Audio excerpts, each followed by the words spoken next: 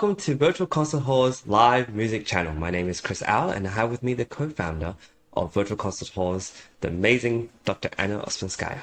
Chris, thank you for the warm welcome, and I welcome everyone who is joining us for this continued exploration.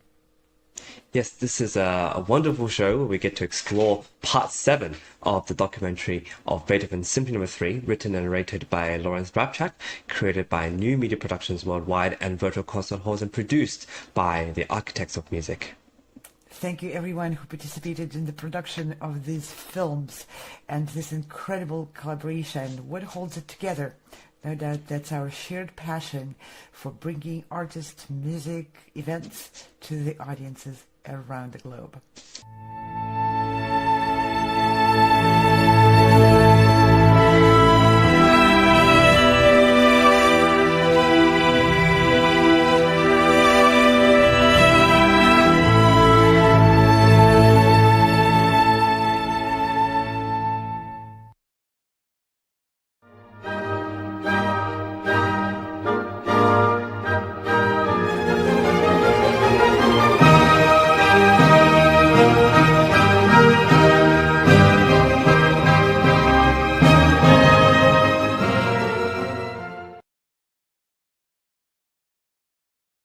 The third movement is a real scherzo. It's brilliant and energetic in a rapid triple meter, 3 beats to the bar, 1 2 3 and much of it takes place at a very, very soft dynamic. No one had ever conceived of using a full orchestra like this, with the entire string section, including the heavy double basses, breathlessly zipping along in this delicate and fantastic way.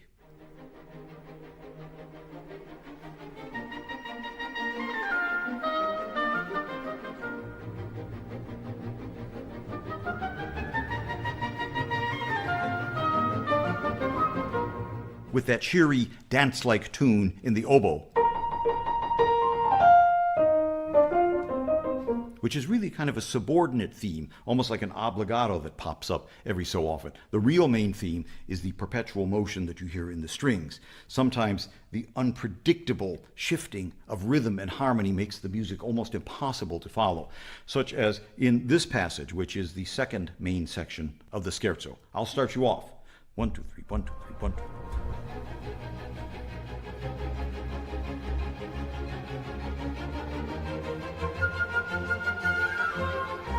Talk about harmonic and rhythmic instability there. When I conducted this work and got to this passage, I just put my head down, kept beating as clearly as I could, and hoped that the flute came in and made the entrance correctly. And it always happened. At any rate, the music now continues for the longest time in this delicate, whispery manner, until suddenly, very suddenly, we get a big statement of that woodwind tune by the full orchestra, etc. And you'll hear the cellos and basses sort of following, echoing them, sort of playing like a round. Beethoven then extends this music, as you will hear.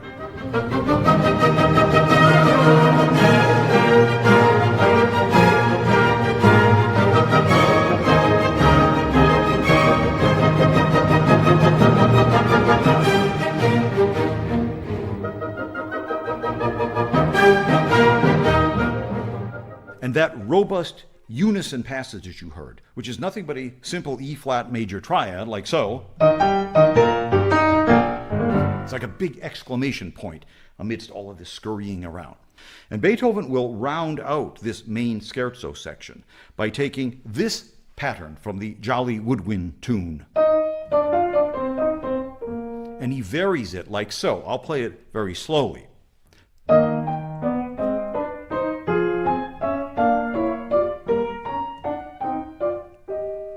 It's lovely harmony, but at the proper tempo, it is dazzling.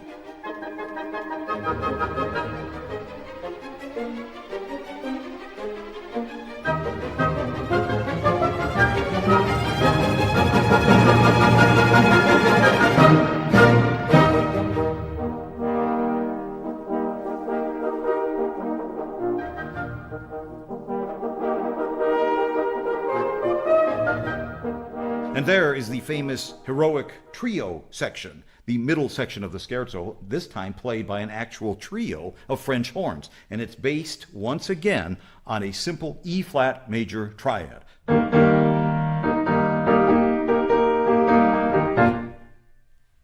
And now for something completely different.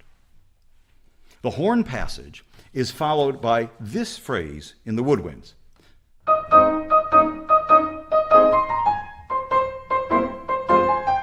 Seems straightforward enough, but I want to rewind it because I think I heard an extra beat in the first half of the tune.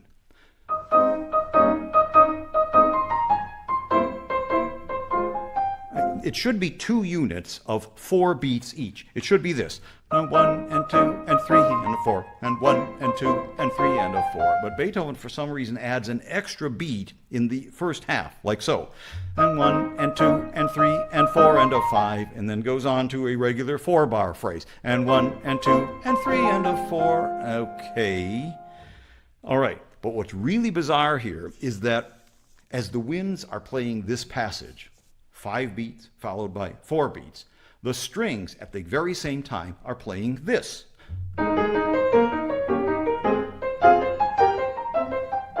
A perfectly normal 8-beat phrase, 4 and 4. 1, 2, 3, 4. 1, 2, 3, 4. Yeah. So, wait a minute, stop. If the winds have a 9-beat phrase, 5 and 4, and the strings have an 8-beat phrase, 4 and 4, and they all start playing exactly together, what will happen? The strings will finish 1 beat before the winds do, and the winds will go on for an extra beat, giving the impression that maybe they started up late or they're just not playing correctly or something, but they're exposed in the end with... So why in the world would Beethoven slip in that extra beat in the winds phrase, and 1 and 2 and 3 and 4 and a 5, so that they end up trailing behind the strings, finishing a beat late? It makes absolutely no sense, other than the fact that Beethoven has once again destabilized the sense of musical order here, and then restored it. Actually, it all happened so quickly that you barely have time to notice it. Here it is.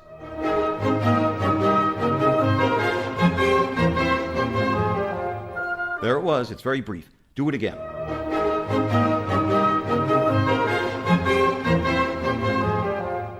And you may ask, why am I spending so much time on something that seems so insignificant that no one even notices? Well, I think back to the day some years ago when I was working with an audio engineer editing one of my own works. And each instrument was laid out and was recorded on its own separate track. And at one point, the accordion track glitched, and it got out of sync with everything else. And it was playing a second behind the rest of the ensemble. So at the end of each phrase that we heard, the exact same thing would happen, is what Beethoven is doing here with his orchestra in 1803, 200 years before I had the same mechanical phenomena in the recording studio. Mine was due to a technical glitch, but Beethoven did it intentionally. Why? What possible sense could it make? I don't have an answer, but there it is. Now, the horns return. We're still in the trio section, right? The trio continues. The harmonies darken a bit in the horns, and they're fading into the distance, like so. And the main scherzo material then repeats from the beginning. It's identical, except for one little difference. You remember this bold unison figure, which is a bit rhythmically unstable itself, because it's in very quick triple time. 1, 2, 3, 1, 2, 3, 1, 2, and the way it's written, the accent comes on the second beat. 1, 2, 1, 2, 3, etc. Well, at any rate, but we get used to it because we hear it so often. But the very last time that it comes, Beethoven suddenly jerks the rhythm into a rigid duple meter. So this becomes this. It's quite astounding. Here are both versions now of this same passage.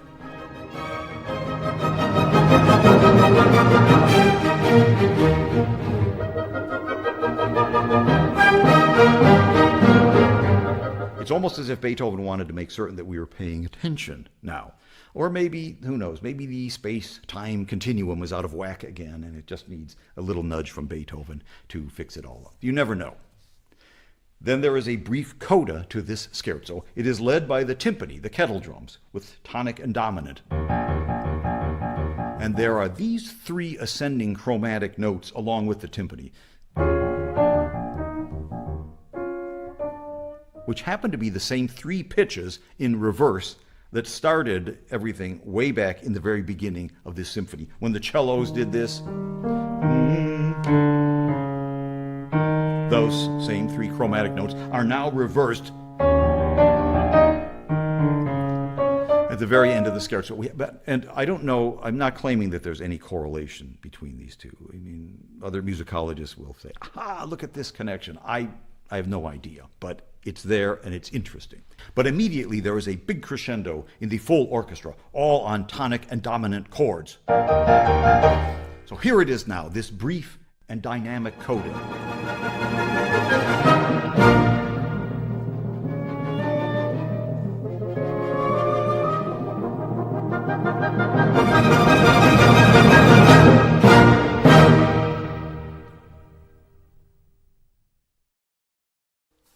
It's very It's cool. one of the most neck-breaking movements. Yeah. Exhilarating. Right after that, like the tragedy of that of the Funeral March, you have this dazzling scherzo that's like just absolutely so fast too. It just you don't realize almost how quickly it's ended before it does, and then you're like, whoa, okay, now the fourth movement. Exactly. And it goes in three quarters, but in reality it goes in four measures. Yeah, And some yeah. conductors even conduct it that way. Instead of Yeah. that. It's interesting, huh? I love how how Beethoven, how Larry Repchak talks a lot about the different devices that Beethoven uses to make you feel a little bit off. You know, like it could very much be such a simple 1 2 3 1 2 3 1 2 3, but you go 1 2 2 1 2, and then the à la brève, the 1 2 3 4 1 2 3, and it just sort of makes us feel like that everything's a little bit out of place. You know, it's quite brilliant. Absolutely. And this, the offbeat, the near trip, near tripping, this particular movement always reminded me of the feeling from the childhood when you run downhill. Yeah. And it's so fun to run downhill, but you already know better than to just give into it. Yeah. Because you're about to trip just about the whole time. Yeah. And you can't stop. You got to keep going. Otherwise, the moment you try to stop, then you'll fall. You have to kind of like somehow gracefully land, or I don't know, find a wall to move against. Otherwise, you just crash onto your face. I don't know. It's quite a feat. Yeah, and it's quite a happy feeling, actually. I remember from childhood being reckless enough to really run down the hill. Yeah. And near tripping on everything in there, especially if you're doing it in a nature, not in the city. Yeah. So, yeah. What's interesting about how Beethoven uses these sort of displacements, these dissonances, these things to kind of put you. I mean, it's really fun, actually. It's like being on a roller coaster. It's being on a big ride. But he always, as Larry says, finds a way to put you back to rest, or like kind of realigns you. He knows how to like a chiropractor, just put you back into alignment. And what's interesting about that is it made me think of the Second Viennese School. It made me think about how during that time in the early 20th century, maybe as a reaction to so much, I think not maybe, but definitely because as a reaction to so much that's happening into the dismantling the musical theory, musical structures, musical harmony, there was a emphasis on not putting things back to rest or putting things back into a resolved state, because that would be adhering to what was in the past. And I've always wondered if maybe that is the reason why that kind of music isn't played as often. Like it is from time to time, but perhaps not as often, because is that human nature to seek dissonance and displacement, but always hoping for some resolution or to kind of be aligned again. And there's music that presents such a shocking contrast to what we would rather be in, the state that we'd rather be in. It's interesting because if you look at, let's say, the music of Hans Zimmer, which people, movie goers love, and it's he's a big star and always gets commissioned to do all these movies. It's expansive and but it's very tonal. There's not. It's not displacing you. It's not putting you out of alignment. It challenges you sometimes. It makes you feel that there's something growing and there's something developing. But it's not necessarily like the music of Weber, which we heard a little bit of in the previous episode. So I just wonder, like, what your thoughts are on this. Yeah, that's interesting. How you got a good point there. The music which kind of creates this disalignment, but we're looking for restoration of harmony. And I think that's, very human nature, to view struggles and troubles as distortion of preferred reality, which we expect to be followed by better times, like the life is a zebra and blah, blah, blah, this kind of thing. That's in the human nature to long for restoration, for harmony to prevail, and to maybe recharge our resources to go through another period of troubles or challenges.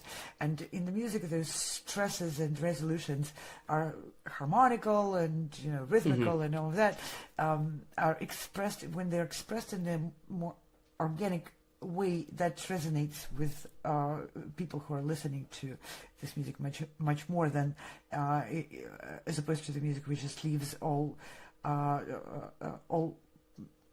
conflicts unresolved. So I guess my question, I have a further kind of part B in that question, which is, where do you find, how do you feel listening to the music of Schoenberg and Webern and Berg and these second Viennese school masters who sought 12th tone dissonance and a new musical language that did not resolve, obviously, but also did not adhere to the traditions of the past? Do you find it convincing? What kind of, how do you find, I mean, of course there's different interpretations of, convincing. Well, of course, yes. I know what you mean. Well, my experience with that school is dual. One is as a professional musician who has to know it, has to study it, and has to listen to the music of different schools and develop an open mind to seek value in things which you may not immediately connect with, right? Sort of to develop acquired taste for certain music, and then my experience as a performer, because I played quite a bit of that music too.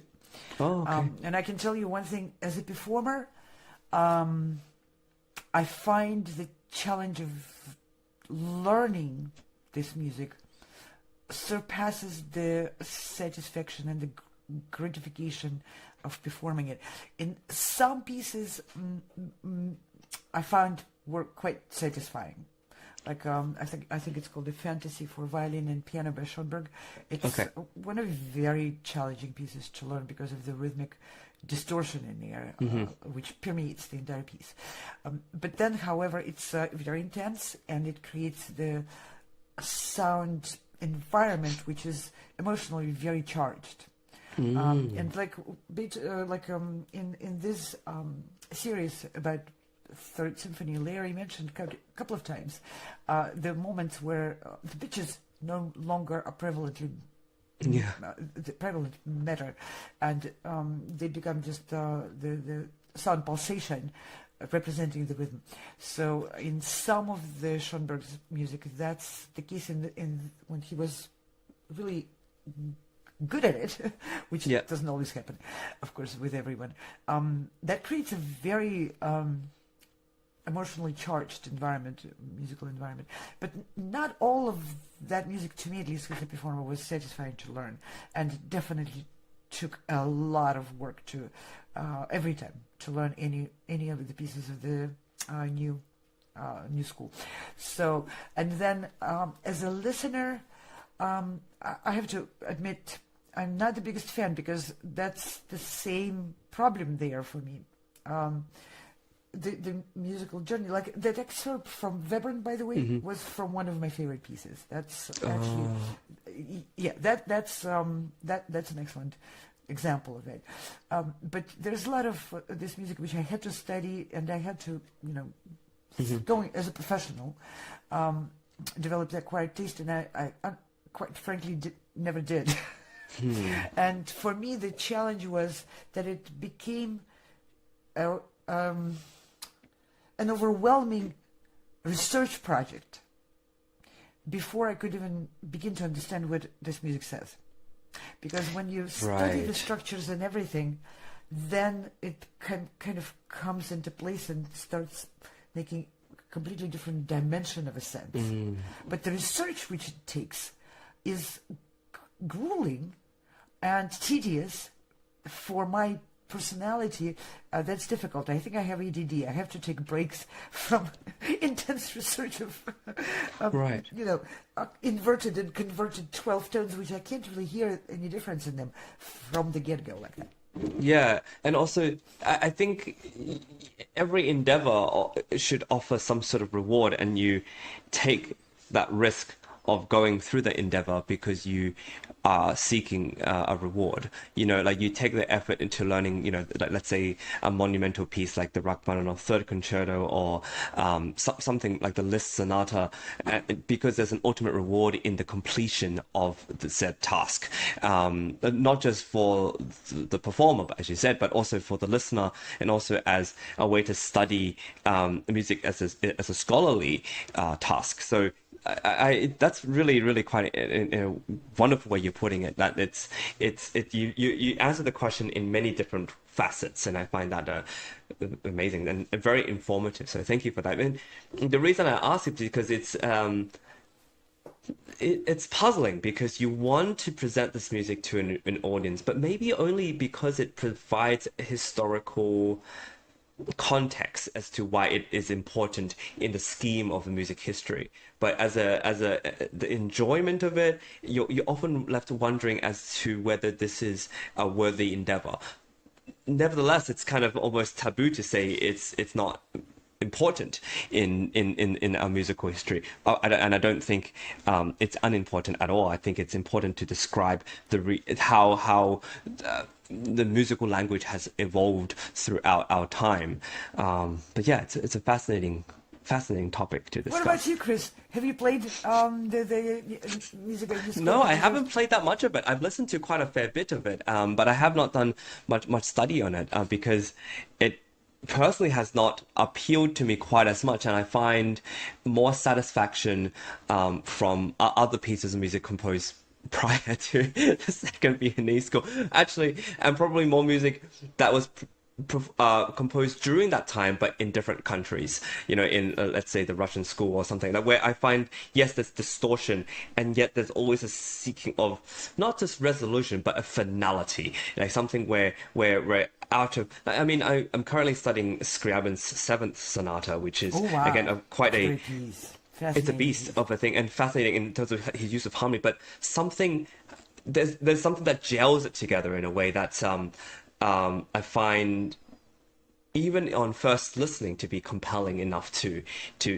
warrant a endeavor on how to even start playing the music. There's a lot more with this music that has to come intellectually and musically, and then also with feelings and colors. And so it's interesting question to ask, as a fellow musician, because sometimes you wonder, all these things you learn, is it useful? is it a worthy time to dive into? And I think always yes and no. So it's with that, thank you for that. I thought that it would be a good way to link what we learned from Larry Rabchak's analysis of the scherzo, which has just it's just a ride to such a fun ride.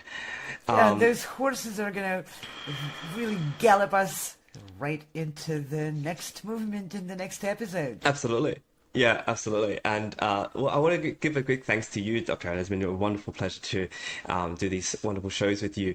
It's been also wonderful to hear your wisdom and your experience through my kind of questions. And Chris, I really appreciate the questions you bring up. I can't even call them questions.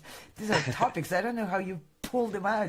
Oh, I But don't know. You're so It's just- articulate in that and so thank you. thought-provoking. Thank you for that. Oh, thank you. And thank you to our team and collaborators, New Media Production, Virtual Concert Halls, Architects of Music, and of course, Larry Rapchak. A big hand to them for making all this super possible and a beautiful experience. Thank you all very much. Thank you to all our partners and collaborators on many of the projects from many different parts of the world.